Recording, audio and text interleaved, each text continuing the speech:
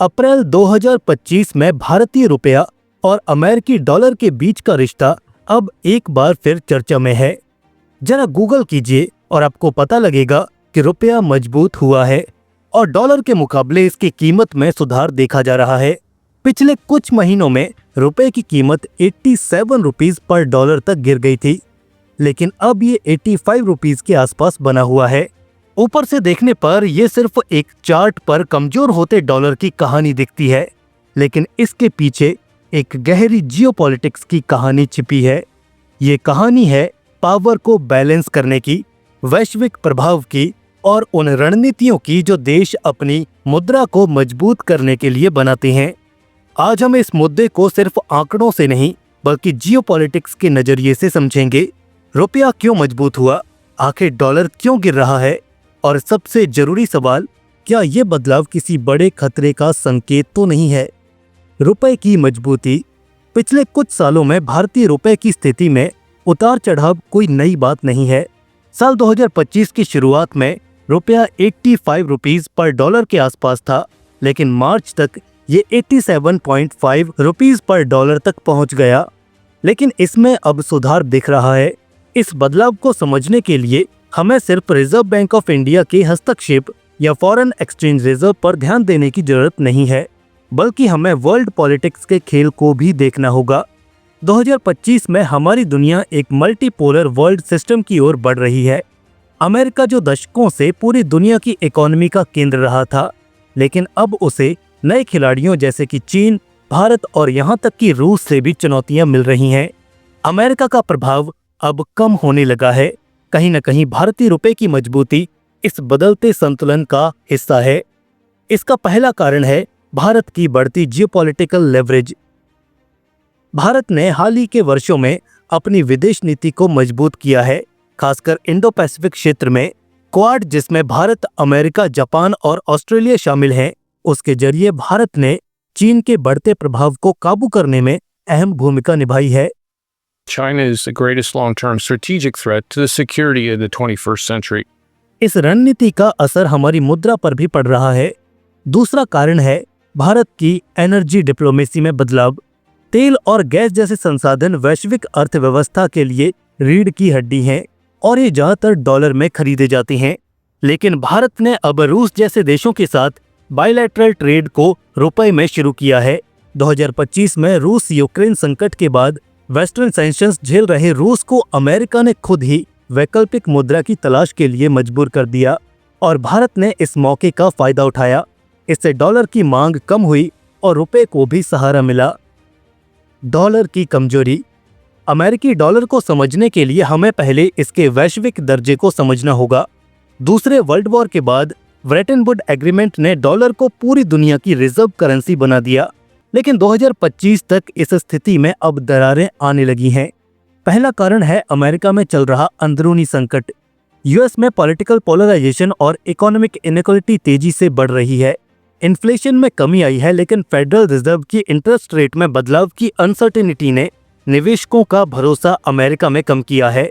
दूसरा कारण है डी डॉलराइजेशन की वैश्विक मुहिम। चीन और रूस जैसे देश लंबे समय से डॉलर पर निर्भरता कम करने की कोशिश कर रहे हैं। 2025 में ब्रिक्स ने एक कॉमन करेंसी फ्रेमवर्क पर चर्चा तेज कर दी है। हालांकि ये अभी शुरुआती स्टेज पर है, लेकिन इसका असर डॉलर की डिमांड पर जरूर पड़ रहा है। हालांकि भारत इस मुहिम का हिस्सा नहीं है। हमारा रुख न्यूट्रलिटी का है, जो हमें दोनों पक्षों से फायदा लेने की स्थिति में रखता है। अमेरिकी डॉलर में आ रही कमजोरी के पीछे का तीसरा कारण है मिडल ईस्ट में बदलते समीकरण। सऊदी अरब, जो पहले अमेरिका का करीबी सहयोगी था, वो अब चीन और भारत के साथ अपने रिश्ते मजबूत कर रहा है। तेल का व्यापार अब पूरी तरह से डॉलर पर निर्भर नहीं रहा।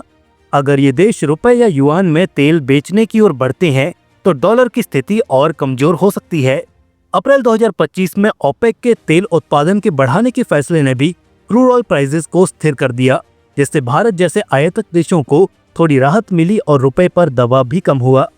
अब भारत के नजरिए से देखें तो रुपए की मजबूती और डॉलर की कमजोरी हमारे लिए कई तरह के मौके लेकर आ रही है। पहला, हमारा एक्सपोर्ट सेक्टर मजबूत हो रहा है। आईटी, फार्मास्यूटिकल्स और टेक्सटाइल जैसे क्षेत्रों में भारत पहले से ही आगे है। अगर डॉलर कमजोर रहता है तो हमारे उत्पाद यूरोप और अमेरिका में सस्ते पड़ेंगे, जिससे डिमांड बढ़ेगी। दूसरा, फॉरेन डायरेक्ट इन्वेस्टमेंट बढ़ने की भी संभावना है। भारत के फॉरेन एक्सचेंज रिजर्व्स फिलहाल करीब $700 बिलियन के करीब हैं, जो निवेशकों को ये भरोसा देते हैं कि हमारी इकोनॉमी आने वाले समय में स्टेबल बनी रहेगी। लेकिन इसके साथ कुछ चुनौतियां भी हैं।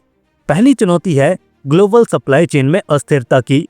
अगर अमेरिकी अर्थव्यवस्था कमजोर होती है तो वैश्विक मंदी यानी ग्लोबल रिसेशन का खतरा बढ़ सकता है, जिससे भारत का निर्यात भी प्रभावित होगा। दूसरी चुनौती है रुपए की अस्थिरता। भले ही अभी रुपया मजबूत हुआ हो, लेकिन जियोपॉलिटिकल टेंशंस जैसे कि इंडो चाइना बॉर्डर डिस्प्यूट या मिडिल ईस्ट में चल रही उथल पुथल इसे फिर से कमजोर कर सकती हैं। क्या ये खतरे के संकेत हैं? अब सबसे बड़ा सवाल, क्या रुपए की मजबूती और डॉलर की कमजोरी किसी बड़े खतरे का संकेत तो नहीं है? इसका जवाब हाँ और ना दोनों में छिपा है। ये एक खतरे की घंटी हो सकती है, क्योंकि हमारी वैश्विक अर्थव्यवस्था आज एक अनिश्चित दौर से गुजर रही है। अगर डी-डॉलराइजेशन तेज होती है तो अमेरिका इकोनॉमिक सैंक्शन या ट्रेड वॉर जैसे कदम उठा सकता है, जिसका असर भारत पर भी पड़ेगा। इसके अलावा क्लाइमेट चेंज और रिसोर्स वॉर्स जैसे मुद्दे आने वाले दिनों में करेंसी मार्केट में हलचल मचा सकते हैं।